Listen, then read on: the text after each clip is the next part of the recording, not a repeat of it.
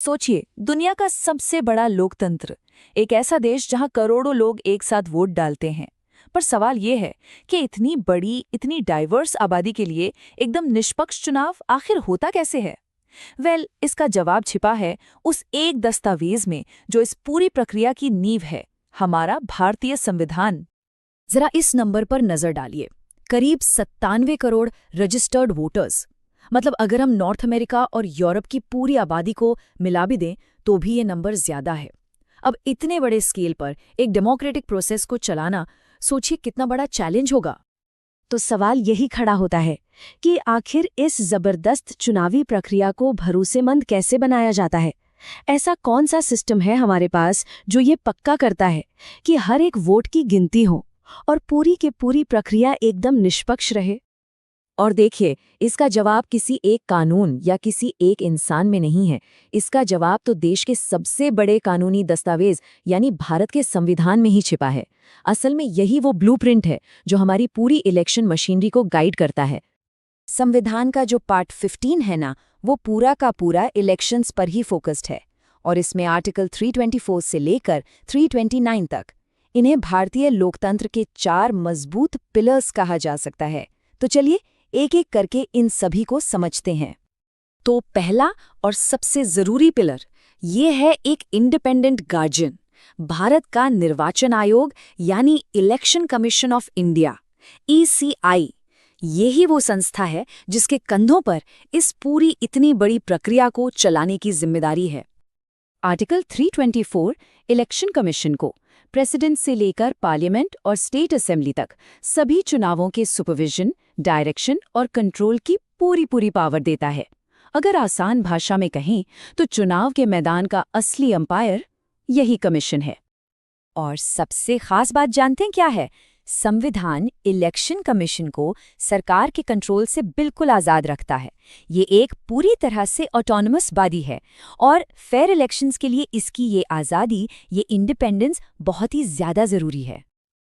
और ये जो आज़ादी है ना, ये सिर्फ कागज़ों पर नहीं है। चीफ इलेक्शन कमिश्नर को हटाना उतना ही मुश्किल है जितना कि सुप्रीम कोर्ट के किसी जज को हटाना। इसके लिए पार्लियामेंट में 2/3 मेजॉरिटी चाहिए होती है। यही वो कॉन्स्टिट्यूशनल शील्ड है जो कमीशन को किसी भी तरह के पॉलिटिकल प्रेशर से बचाकर रखती है। अच्छा, तो अब आते हैं हमारे दूसरे पिलर पर, और ये जुड़ा है डेमोक्रेसी की सबसे फंडामेंटल पावर से, यानी वोटर की पावर, जिसे हम मताधिकार या सफ्रेज कहते हैं।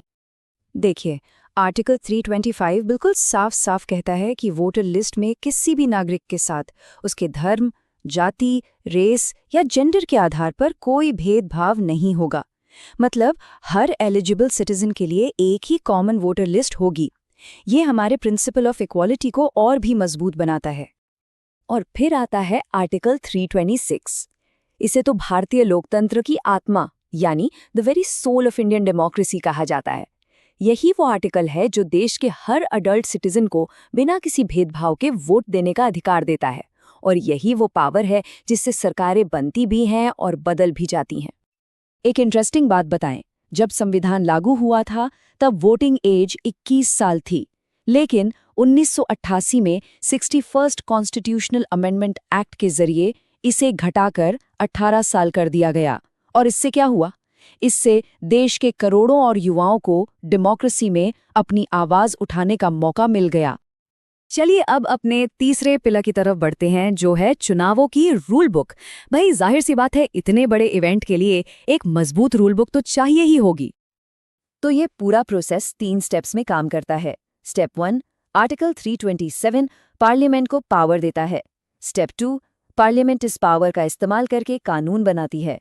और स्टेप 3, इसी से representation of the people act जैसे जरूरी कानून बनते हैं जो इलेक्शन प्रोसेस के हर छोटे बड़े पहलू को गवर्न करते हैं। और अब बारी है हमारे आखिरी यानी चौथे पिलर की।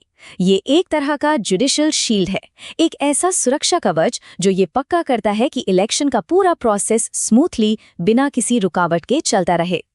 आर्टिकल 329 एक बहुत ही जरूरी सेफगार्ड है। ये कहता है कि एक बार इलेक्शन प्रोसेस शुरू हो गया तो फिर कोर्ट्स उसमें इंटरफियर नहीं कर सकती। इसका मकसद क्या है? मकसद ये है कि लीगल चैलेंजेस की वजह से इलेक्शन में कोई देरी ना हो। और ये प्रिंसिपल बिल्कुल क्रिस्टल क्लियर है, चाहे वो कॉन्स्टिट्यूएंसी की बाउंड्री तय करना हो, जिसे डिलिमिटेशन या परिसीमन कहते हैं, या फिर सीटों का अलॉटमेंट हो। एक बार प्रोसेस शुरू हो गया तो इन मामलों को किसी भी कोर्ट में चैलेंज नहीं किया जा सकता। तो सवाल उठता है कि क्या इसका मतलब ये है कि चुनावी गड़बड़ियों को चैलेंज ही नहीं किया जा सकता? नहीं, ऐसा बिल्कुल नहीं है। इसका एक प्रॉपर कानूनी तरीका है जिसे इलेक्शन पिटिशन कहते हैं। लेकिन ये पिटिशन इलेक्शन के रिजल्ट आने के बाद ही हाईकोर्ट में फाइल की जा सकती है, उससे पहले नहीं। तो इन शॉर्ट यही वो 4 पिलर्स हैं। एक, इंडिपेंडेंट इलेक्शन कमीशन, सभी के लिए बराबर वोटिंग राइट्स, पार्लियामेंट के बनाए डिटेल्ड कानून और एक जुडिशियल शील्ड। ये सब मिलकर वो मजबूत नींव बनाते हैं जिस पर भारत का इतना बड़ा लोकतंत्र खड़ा है। ये पूरा फ्रेमवर्क पिछले 75 सालों से भारत की डेमोक्रेसी को प्रोटेक्ट कर रहा है। लेकिन सोचने वाली बात यह है कि आज के दौर में जहां टेक्नोलॉजी है, सोशल मीडिया है और नए नए चैलेंजेस हैं, क्या ये संवैधानिक ढांचा भविष्य में भी हमारे लोकतंत्र को उतनी ही मजबूती से सेफगार्ड कर पाएगा? ये एक ऐसा सवाल है जिस पर हम सबको सोचने की जरूरत है।